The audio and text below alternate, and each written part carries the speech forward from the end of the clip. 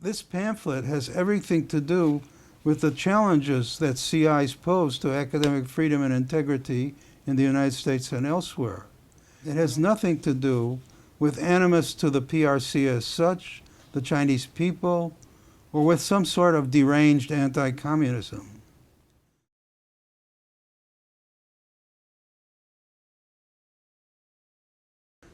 I begin by quoting a number of officials of the Chinese government and Chinese, in some cases, the high officials as well of the Chinese Communist Party, about exactly these matters of cultural activities and Confucius Institutes. It starts with a quote from the Minister of Propaganda, Liu Yunshan, in September of 2010. Make sure, he said, that all cultural battlegrounds, cultural products, and cultural activities reflect and conform to the socialist core values and requirements. Again, he said in January of 2010, coordinate the efforts of overseas and domestic propaganda, further create a favorable natural and international environment for us. Overseas propaganda should be comprehensive, multi-level, and wide-ranging. We should do well in providing services and exercising control and management of foreign journalists, something that they have succeeded in doing. We should guide them to report China objectively and friendly. With regard to the key issues that influence our sovereignty and safety, we should actively carry out international propaganda battles against issues such as Tibet, Xinjiang, Taiwan, human rights, and Falun Gong. Our strategy is to proactively take our culture abroad. We should do well in establishing and operating overseas cultural centers and Confucius Institutes. A statement that obviously indicates that Confucius Institutes are involved in international propaganda battles over matters such as Tibet, Taiwan, human rights, and so forth. A member of the Chinese Communist Party Politburo, speaking in July of 2007, culture is one important component of our nation's soft power. It plays an important role in strengthening our nation's comprehensive power, and thus has an influence on the overall development of our party and the country. Note the presence of members of the Standing Committee of the Politburo, the supreme ruling body at once of the Communist Party and the state, among those giving guidance to Confucius Institutes. This is some contrast to the way Hanban commonly identifies itself, and is commonly known abroad, as, I quote, a non-profit organization affiliated with the Ministry of Education, end quote. Some such benign description can be found on the website of virtually every university Confucius Institute, thus giving it a semblance of academic legitimacy. Indeed, in more elaborate formulations, the CI adds a certain moral authority in describing itself as, quote, an independent, non-profit organization affiliated with the Ministry of Education, devoted to fostering instruction in Chinese language and culture in the aim of promoting a harmonious, multicultural world order. However, what cannot be publicly found, at least not easily, is the shadow party organization that sits above Hanban and its governing council, setting its policies, funding its operations, and otherwise supervising it. Hanban functions within and as part of the Chinese Communist Party's propaganda and education system. Until recently, the propaganda czar in charge of the system was Vice Premier Li Changchun, the one who said in a speech at the Confucius Institute headquarters that using the excuse of Chinese language teaching, everything looks reasonable and logical. The Governing Council of High Officials is the bureaucratic body that controls Hanban. Its own chair, Madame Liu Yandong, is a Vice Premier of State and a member of the Politburo.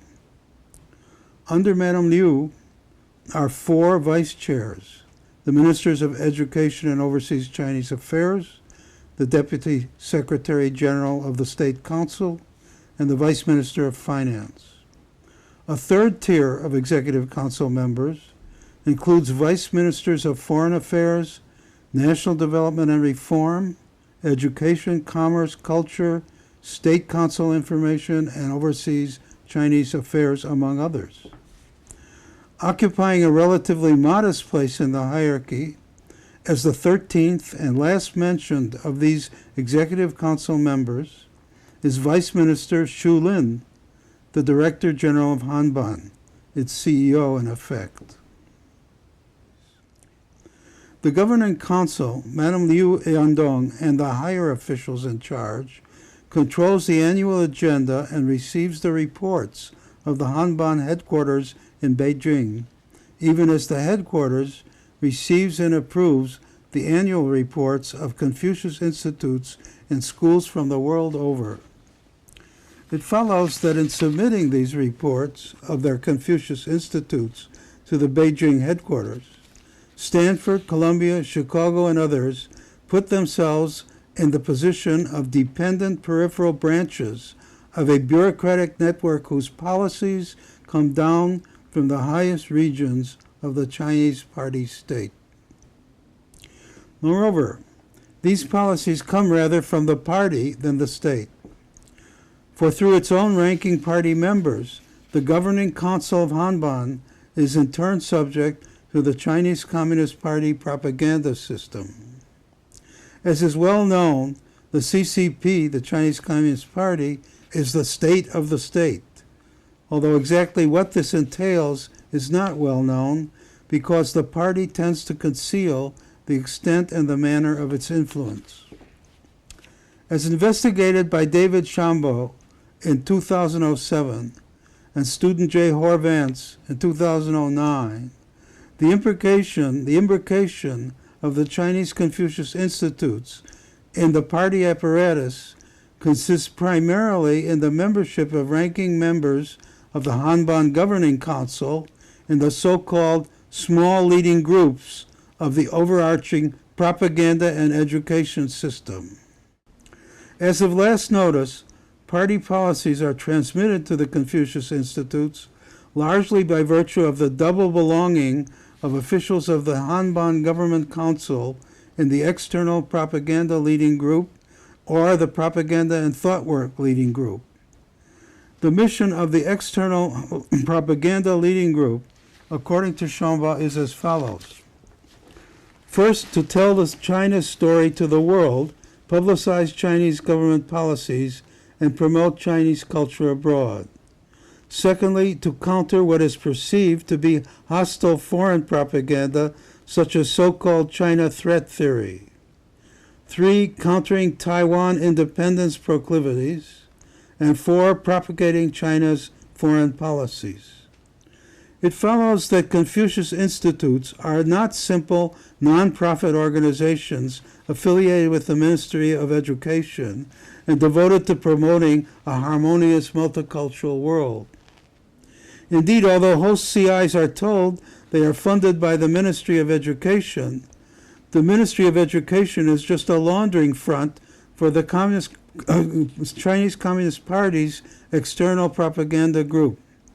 Chamba writes, for example, quote, another prominent example of external propaganda work is the substantial effort to establish a range of Confucius Institutes around the world. Foreign universities are typically approached by the education counselor of the local Chinese embassy offering so-called no-strings-attached funds to establish a Confucius Institute. The recipient is told that the funding comes from the Ministry of Education, but it is in fact laundered through the Ministry of Education from the Communist Party's external propaganda department, end quote. Analogously and more generally, the Confucius Institutes implement policy directives of the party. Consider the encomium accorded by Xu Lin, the director of Hanban, to Li Changchun, the head of the Communist Party's propaganda and education network, as I cited at the beginning.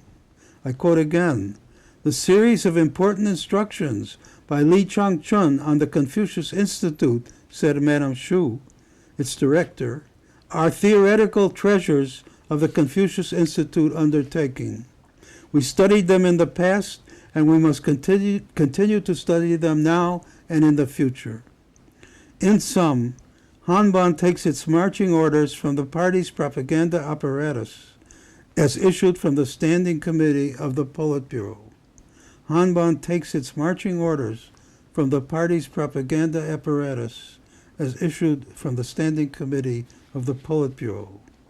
This being the organization and functions of the Confucius Institutes, the comparison too often made to institutions such as the British Council or the Goethe Institute or the Alliance Française is, dare one say, a red herring. Not only are the CIs unlike these other cultural exports by their existence within and as elements of host universities, they are also distinct for functioning there as elements of a foreign government.